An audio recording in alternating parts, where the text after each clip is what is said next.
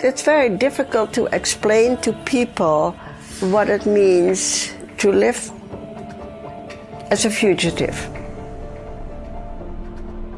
And that's what we were. Nothing except ourselves and the clothes on our back. Frida von Hessen is one of the few remaining Holocaust survivors. At age 92, she can still vividly recount the frightening years that stole her freedom, her dignity, and her career as an opera singer. When I was 6 years old already, I had what they call a beautiful voice, more noticeable than the other children, and I had always that desire to become a singer. Hers was a happy childhood.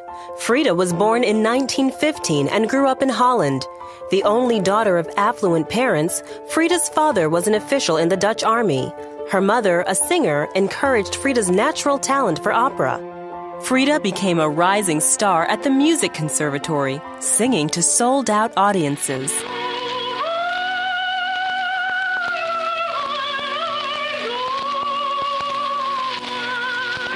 The Van Hessens were Jewish, but gave little attention to Jewish holidays or education. I never knew the story about anything, and I didn't know who Moses was. I never, ever experienced anti-Semitism until the Germans came. The Nazis imposed strict regulations for Dutch Jews. Frida and her family had to wear the Star of David on their clothes. And as a Jew, Frida was no longer allowed to perform for non-Jewish audiences. I had a dream about big, big black birds flying over our house, and I never knew what that meant. Of course, it was an icky dream, let's say it that way, and not very pleasant. In May of 1940, German bombs landed in the Netherlands for the first time. Overnight, Frida's life changed from that of a concert performer to a fugitive who would be on the run for the next 4 years. In the middle of the night, all of a sudden, my brother was standing at my bedside and shaking me, and he said, "Frida, wake up, we are in war." When we looked what was happening, those big black birds that I had been dreaming about, they came straight over our house. The Van Hessens, along with Frida's friend Mika, escaped to another house where they hid for several days. Frida's parents were in a different room when a car stopped in front of the house. And so when I peeked behind the curtain to see what it was, I saw this gigantic black limousine, and I saw the German soldiers with the bayonet standing next to it. And I said, "Oh my God," I said, "Mika," I said, there's trouble, you know.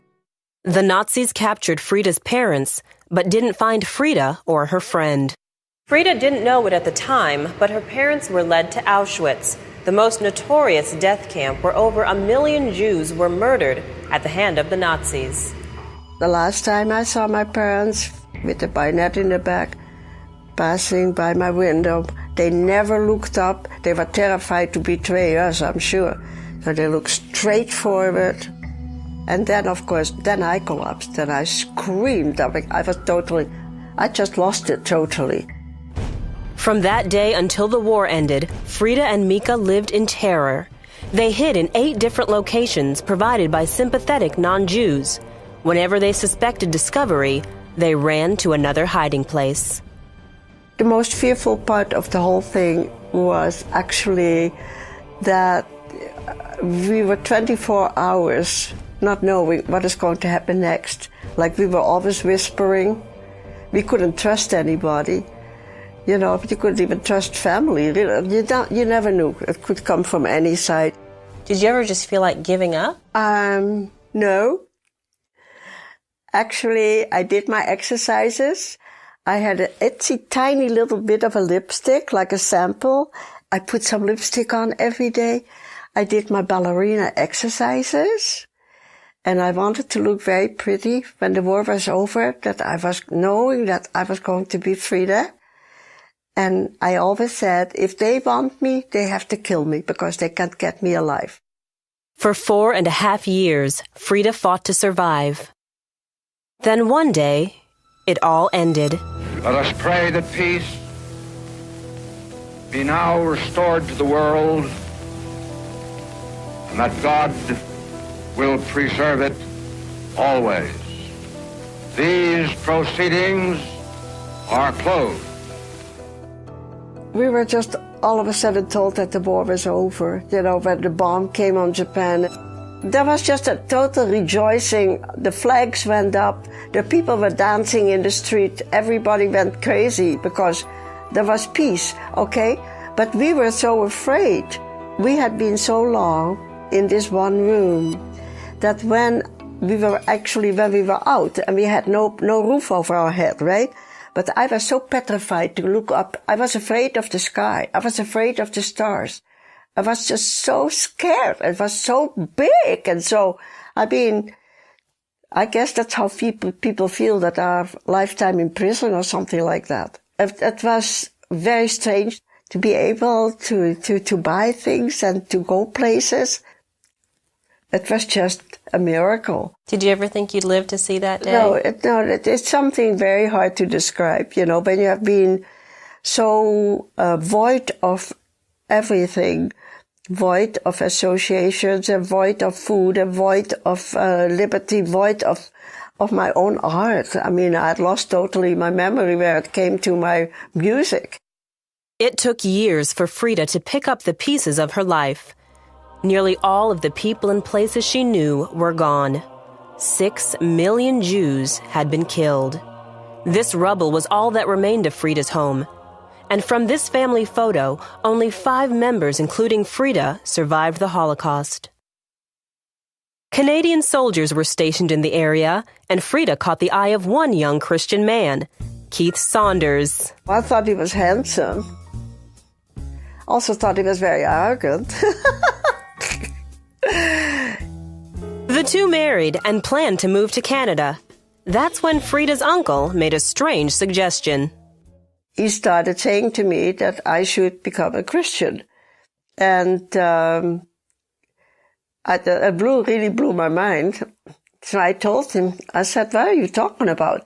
He said, well, if that ever happens again, if there's going to be another war again, then they will probably do the same thing to you again. And, well, I just sat still for a minute and I said, I will never do that. Because if I change and I become a Christian, that means that Hitler won the war after all. Frida decided to change her religion for safety purposes only. She walked into a church and asked to see the pastor. So all I had on my mind, I wanted a piece of paper, telling the people that I was a Gentile. The pastor introduced Frida to Elizabeth, a woman from the church. She started with Jesus and with Joseph and with the babe in the stable and all kind of things. It made no sense to me whatsoever.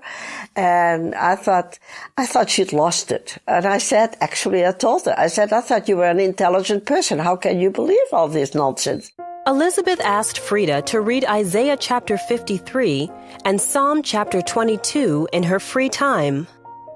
And so I kept reading, and then I came to the 16th verse, and there it says, the second half, it says, they pierced my hand and my feet. And I just let out one big yell, ah, that's Jesus! I was all alone in a little room. There was nobody there to twist my arm. I just saw that was Jesus. I sat down and I said, how could I have lived like that all these years without that? It's like coming out of a dark hole into the light. I never knew that he was called the light of the world. I knew nothing. Then I went to Isaiah 53, and just like that, I understood every word. So I called, Elizabeth, who she raced over. And then we went over Isaiah 53 and the 22nd Psalm, and she expounded to me more what it all meant and so. And that, I was just instantly saved, just like that. That was over 60 years ago. These days, Frida spends her time creating beautiful paintings and tapestries. She's also the only woman I've met over 90 with her own blog. I have a blog now. I don't know what it means, but I have it, Frida says that she forgave the Nazis a long time ago. Her prayer now is for the Lord to use her experiences in life to share the power of His transforming love. When I went for the first time to Israel in 87, that's all I asked the Lord, that to be a servant, and so He has answered my prayer. He has made me a servant, telling people about all the miracles that He has done and is still doing.